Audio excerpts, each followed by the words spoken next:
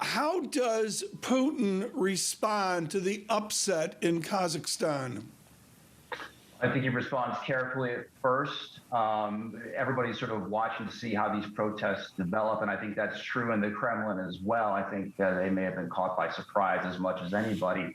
One thing that Putin does not want to see is chaos on the streets in Kazakhstan, so they'll be looking to see what the Kazakh government's responses look like and whether or not they can control the situation. And I think also they'll take some lessons in terms of what this means with popular uprisings that are connected, in particular to the raising of gas prices, which seems to be the immediate cause of this particular situation.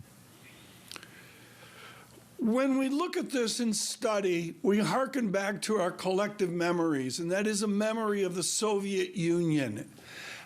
Address right now how much there's a tinge of the Soviet Union in your analysis of Moscow, the present states of Russia, and the former states of the Soviet Union.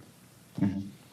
Well, certainly, I think for President Putin, there are these linkages back to the Soviet past that he's expressed regret about the breakup of the Soviet Union. But I think also there really is not a sense that Putin wants to go back to those days, that this is sort of some kind of ambition of his.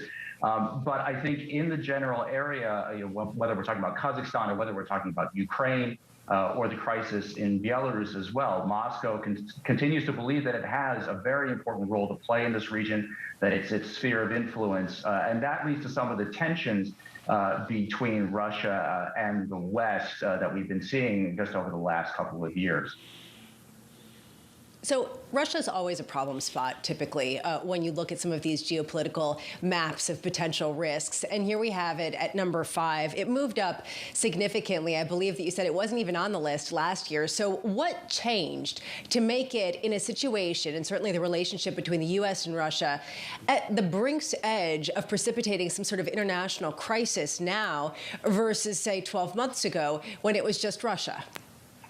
Well, I think in 2022, we're looking at, a few issues that could actually lead to crisis. Certainly, there's, the U.S.-Russia relationship has been particularly bad over the last several years, but it's these specific problems. And of course, right now, the big focus is on the situation with Ukraine, with Putin's demands about basically a redrawing of the Eastern European security order as well. And that's led to these major tensions just over the last couple of months. But beyond that, if we look ahead later to the year, there's concerns about whether or not Russian actors, whether they're state or non-state actors, will interfere in the U.S. midterm elections. That has been a big red line for President Biden. He's made that pretty clear. And so the trigger for some sort of U.S. response to that is fairly low.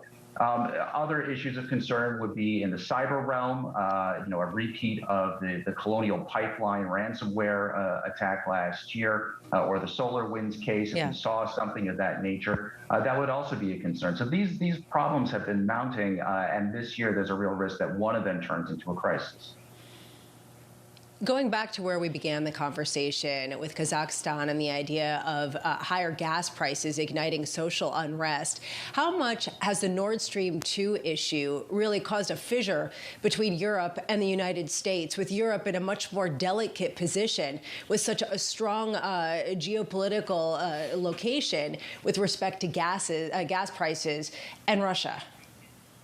Well, certainly the European reactions, I think, have driven U.S. responses to a certain degree. And with the Nord Stream 2 pipeline, the Biden administration basically struck a deal with the Germans to allow that pipeline to go ahead with some very heavy conditions. The instinct from Washington has been to impose sanctions to try and stop the pipeline. The Biden administration has resisted that, I think, because they're, in the interest of trying to repair the transatlantic relationship, especially with the German government, they want to be very careful about how the U.S. responds. Also, I think it's a recognition that ultimately the German government and their regulatory authority over the pipeline is probably the single biggest obstacle to Nord Stream 2 becoming operational. But for Russia, this is a big deal. Putin certainly wants this pipeline to become operational. He wants to make sure that Gazprom is able to keep its market share in Europe. And that leads to tensions between Russia and the EU as well, where there still is a lot of skepticism from many members, including especially Poland, about this pipeline and whether it should be operational at all.